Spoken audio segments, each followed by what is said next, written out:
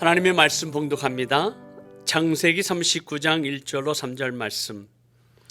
요셉이 이끌려 애굽에 내려가매 바로의 신하 친위 대장 애굽 사람 보디발이 그를 그리로 데려간 이스마엘 사람의 손에서 요셉을 사니라.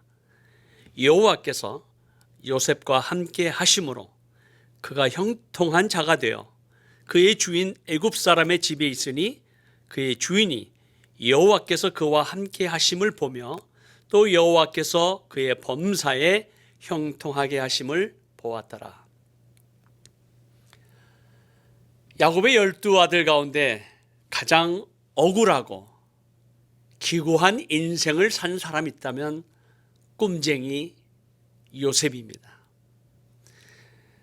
야곱이 늦은 나이에 4명의 아내 가운데 가장 사랑한 라헬로부터 11번째 낳은 요셉을 그 10명의 아들보다도 더 사랑했기 때문에 형들이 시기하고 질투할 뿐만 아니라 그의 꿈 때문에 더욱 분노하게 되죠. 요셉이 꿈에서 말하기를 밭에 있는 형들의 곡식 단이 4단에 둘러 절합디다, 그렇게 얘기하고요. 또 다른 꿈에서는 해와 달과 별 11개의 별이 나에게 절한다, 이런 얘기를 들은 형들이 가만히 있겠습니까? 화를 내게 되죠. 결국 형들이 세겜 땅에서 양들을 잘 돌보고 있는지 알아보면 좋겠다 해서 아버지 야곱의 명을 따라 그 형제들에게 왔을 때 요셉이 멀리서 오는 것을 보고 서로 말하면서 꿈꾸는 자가 온다, 결국 그를 죽이려고 하죠. 그러나 유다의 제안으로 요셉을 이스마엘 상인들에게 은 20을 받고 노예로 팔게 됩니다. 그의 나이 17살입니다. 애굽 바로의 친위 대장 보디발의 노예가 되는데 노예로 10년, 그리고 억울하게 모함을 받아서 죄수로 3년, 무려 13년의 세월은 이 젊은 나이에 가장 소중한, 가장 귀한 13년의 세월을 잃어버리고 형들로부터 버림받고 부모로부터 강제로 떨어져야 하는 참 불행하고 억울하고 비참한 인생을 살아가게 됩니다. 10년 동안 노예로 살고 3년 동안 감옥의 죄수로 살았던 그 당시 그의 삶은 어쩌면 실패와 낙심과 저주의 인생일 것입니다. 그가 잘못했기 때문에 혹은 그가 범한 죄 때문에 당하는 고난이라면 우리가 이해할 수 있겠죠. 근데 사랑을 좀 더 받았다고 해서, 꿈을 얘기했다고 해서 그 고난과 고통을 당해야 한다면 너무 억울하지 않습니까? 자신의 삶을 한탄하며 누군가를 원망하고 저주하고 싶기도 할 것입니다. 증조 할아버지인 아브라함, 갈대아 우르에서 부르시고 복을 주시며 큰 민족을 이루시고 모든 민족이 그를 통하여 복을 얻게 되리라는 그 언약과 약속을 주신 하나님, 그 하나님 어디에 있는가 질문할 수 있습니다. 엘쉐다의 하나님, 능력의 하나님, 우리 조상과 함께 하셨던 그 하나님은 과연 살아 계신가? 하나님은 정말로 그 약속을 지키시는 분이신가? 살아계신 하나님이라면 어떻게 나를 이렇게 노예로 살게 할 수 있는가? 감옥에서 죄수로 살게 하시는가?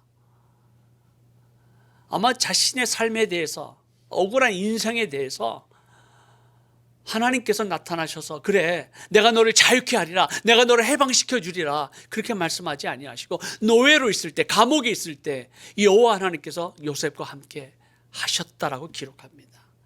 감옥에 있을 때에도 여호와 하나님이 요셉과 함께 하시고 인자를 더하셨다. 오늘 23절에 보면 요셉의 그 삶 가운데 여호와께서 요셉과 함께 하시고 그에게 인자를 더하사, 23절에 보면 이는 여호와께서 요셉과 함께 하심이라 여호와께서 그를 범사에 형통하게 하셨다. 과연 하나님이 원하시는 형통의 조건, 어떻게 하는 것이 과연 형통한 자가 되는가? 저는 3가지를 나누려고 합니다. 첫째는 복의 통로가 되는 것입니다. 세상에 말하는 형통은 이 세상에서 잘 살고 풍부한 재물을 갖고 명예를 가진 삶을 말합니다. 그러나 하나님이 원하시는 형통의 삶은 오히려 고난 가운데, 절망 가운데, 죽음의 골짜기를 지나가는 가운데 나타나는 하나님의 은혜, 하나님이 함께 하시는 것이 형통의 진정한 의미입니다. 이 세상에서 좋은 집에 살고 좋은 차를 갖고 수많은 재물을 가진 삶을 살아간다고 해서 만약에 그 삶 가운데 하나님이 함께 아니하시면 그런 형통의 삶이 아니고 오히려 저주의 삶이 될 수도 있습니다.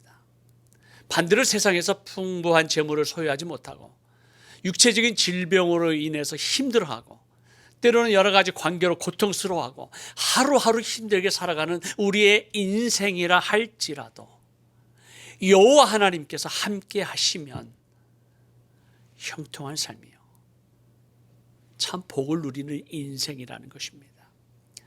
예수 그리스도를 믿는다는 것 때문에 모든 재산을 빼앗기고 감옥에 끌려가고 심지어 죽음을 당한 초대교회 성도들의 삶은 세상에서 보면 비참한 삶이요, 멸망한 삶이요, 저주받은 삶이라고 얘기하고 있을지 모르지만 성경은 그것이 가장 형통의 삶이라고 말씀하고 있습니다.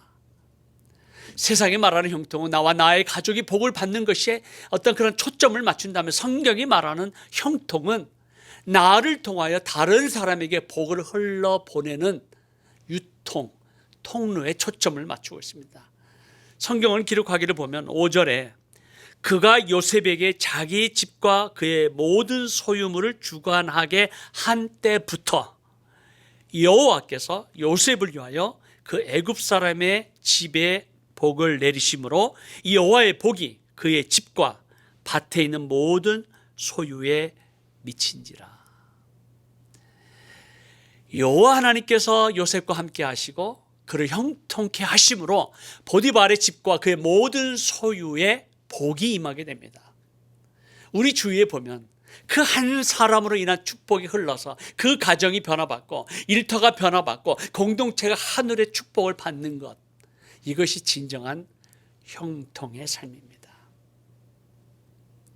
둘째는요, 작은 일에 충성하는 것입니다. 요셉은 자신이 노예로 팔리게 되고 참 억울하고 비참한 이 인생에 대해서 한탄하거나 원망하는 삶을 살지 않았습니다. 하나님을 향한 믿음을 결코 포기하지 않았습니다. 그가 비록 노예로 살았지만 그 노예로서의 자신의 맡은 바 작은 일에 충성을 다합니다. 그의 성실함, 그의 충성함을 보고 보디발의 신뢰를 얻게 되고 결국 그가 집사장으로 그의 집과 그의 모든 소유물을 관리할 때부터 하나님께서 이 집안을 축복하시죠. 여러분, 작은 일에 성실하게 충성스럽게 살아가는 그 자세, 결국은 하나님께서 요셉을 이집트의 모든 살림을 맡게 되는 국무총리로 쓰임을 받는 존귀한 자로 사용하시게 됩니다. 예수님께서 하나님의 나라를 소개할 때 달란트 비유를 말씀하셨죠. 주인이 타국에 갈 때 그 종들을 불러서 주인의 소유를 맡김과 같다고 하였습니다. 각각 그 재능대로 5달란트, 2달란트, 1달란트를 나눠줍니다. 5달란트와 2달란트를 맡은 종은 주인의 것을 가지고 열심히 장사해서 이윤을 남겨 각각 5달란트와 2달란트를 남긴 그 2종에게 우리 주님께서 잘하였도다, 착하고 충성된 종아, 네가 적은 일에 충성하였으며 내가 많은 것으로 네게 맡기리라. 내가 주인의 즐거움에 참여하라고 칭찬하셨습니다. 똑같이 칭찬하셨죠. 그러나 1달란트 받은 자는 주인이 어떤 분인지도 잘 알고 있었습니다. 아니 혹 이 1달란트마저 잊어버릴까 두려워해서 잘 보관했죠. 그래서 주인의 것을 그대로 돌려주는데 주인은 그를 향해서 악하고 게으른 종아, 심하게 책망하시고 그가 갖고 있는 1달란트도 빼앗아서 10달란트 가진 자에게 주고 이 무익한 종을 바깥 어두운데 내쫓으라, 거기서 슬피 울며 이를 갈리라 말씀하셨습니다. 오늘날 우리에게 맡겨주신 작은 일이 무엇일까요? 여호와 하나님께서 우리에게 맡겨주신 그것, 우리의 것이 과연 무엇이 있을까요? 모든 것이 하나님께 속하였고 모든 것이 그의 것임을 인정한다면 우리는 우리의 재능대로 그분의 것을 가지고 이윤을 남겨야 합니다. 마치 우리가 한 달란트 받은 자처럼 하나님께 주신 그 사명, 물질, 재능, 은사를 잘 보관만 하고 그리고 나중에 주님 오실 때 그것을 드리는 것, 그것은 우리 주님이 원하시는 게 아닙니다. 주님이 주신 것을 잘 관리하고 이윤을 남겨서 하나님의 나라가 장차 임하는 그날 그분의 심판대 앞에 섰을 때 영원한 그의 나라에 맡겨줄 그 하나님의 많은 것, 상급과 기업을 우리에게 맡겨 주실 뿐만 아니라 그의 즐거움에 참여하는 은혜와 축복을 누리게 될 것입니다. 하나님께서 우리에게 허락하신 적은 일, 오늘 온 열방과 모든 민족을 향한 우리 중보자의 기도의 사명이기도 합니다. 많은 분들이 기도하지 않습니다. 그러나 잃어버린 영혼을 향한 하나님 아버지의 마음을 가지고 또 우리가 복음을 전파하는 이 아우리치에 사역하는 이 적은 일이야말로 하나님께서 가장 기뻐하시는 사역이라고 믿습니다. 셋째는 죄악을 거부하는 것입니다. 형통하는 것은 죄악을 거부해야 됩니다. 요셉이 보디발의 집사장으로 사역을 성실하게 충성스럽게 10년을 섬기는 중에 그의 나이가 27이 되었을 때 보디발의 아내가 이 잘생긴 요셉을 보고 매일 유혹을 하고 관계를 맺으려고 합니다. 7절에 보면 그 후에 그의 주인의 아내가 요셉에게 눈짓하다가 동침하기를 청하니 요셉이 거절하며 자기 주인의 아내에게 이르되 내 주인이 집안의 모든 소유를 간섭하지 아니하고 다 내 손에 위탁하였으니 당신의 그의 아내임이라. 그런즉 내가 어찌 이 큰 악을 행하여 하나님께 죄를 지으리이까. 이 여인이 날마다 요셉과 함께 동침하자고 유혹할 때마다 요셉은 듣지도 아니하고 또한 함께 있지 아니합니다. 결국 이 여인의 관계로 모함을 받게 되고 요셉은 감옥에서 억울하게 3년을 보내게 됩니다. 제가 미국에 온 지 한 20여 년 만에 한국을 처음 방문하고 또 제가 한국에 왔다는 소식을 듣고 이 고등학교 친구들이 다 모이게 되었습니다. 어느 중국집에 모여서 함께 식사를 하게 되었는데요.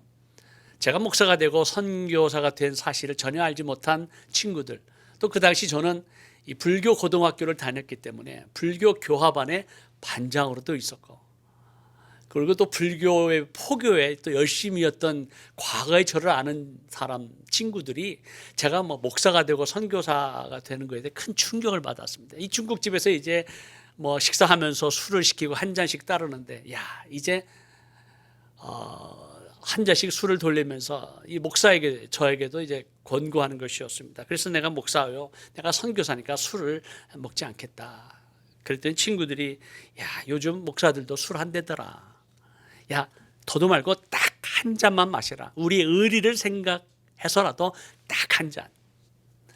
여러분 명동에 가면 그 술집이 이름이 있다죠. 딱 한 잔. 그래서 제가 정색을 하고 그래 이 한 잔 때문에 우리의 우정이 상할 수 있겠는가. 제가 한 잔을 마셨겠습니까?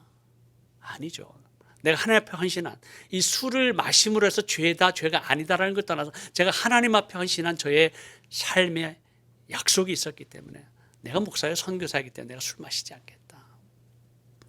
그렇게 선포하고 오렌지 주스를 시켜서 제가 먹는데 영 분위기가 아니더라고요. 그때 제가 느낀 것은 내가 만약에 이 한 잔을 마셨더라면 아마 그들은 나에 대해서 비웃거나 혹은 저도 별 볼 일 없는 애구나 라고 우리 하나님의 영광을 가리웠을 거라고 생각합니다. 살아가는 기도 동역자님, 요셉의 10년의 노예 생활과 3년의 감옥 생활 중에도 우리 여호와 하나님은 요셉과 함께 하셨을 뿐만 아니라 그를 형통하게 하시고 이 복의 통로가 되게 하셔서 이 보디발의 가정, 감옥에 있는 자들에게 더 나아가 한 나라 애굽을 축복하시고 그 민족을 구원케 하시는 하나님의 놀라운 은혜가 임하고 흐르게 하는 그 하나님의 은혜와 축복을 유통하는 통로로 쓰임을 받게 됩니다. 하나님께서 아브라함과 이삭과 야곱에게 행하신 그 약속, 그 언약을 이 요셉의 형통의 삶을 통해서 이루십니다. 지금 우리는 코로나 상황 중에도 여러 가지 도전이 있습니다. 어려움이 있습니다. 때는 우리 주위 가운데 슬픔과 아픔과 고통 중에 있는 분들이 참 많이 있는 것 같아요. 이런 어려움 중에도 우리 여호와 하나님이 우리와 함께 하심을 믿고 이 어려운 중에도 우리가 은혜와 축복의 통로가 되게 해 주옵소서. 우리에게 맡겨진 일, 이 적은 일에 충성을 다하게 하시고 우리 끊임없이 우리를 도전하고 우는 사자처럼 산길자를 찾는 사탄과 악한 영의 유혹과 그 수많은 도전 가운데 그 죄악을 거부하고 날마다 승리하는, 그래서 형통하는 우리 모두가 되게 해 주옵소서. 기도하는 여러분 되시기를 예수 그리스도의 이름으로 축복하며 기도합니다.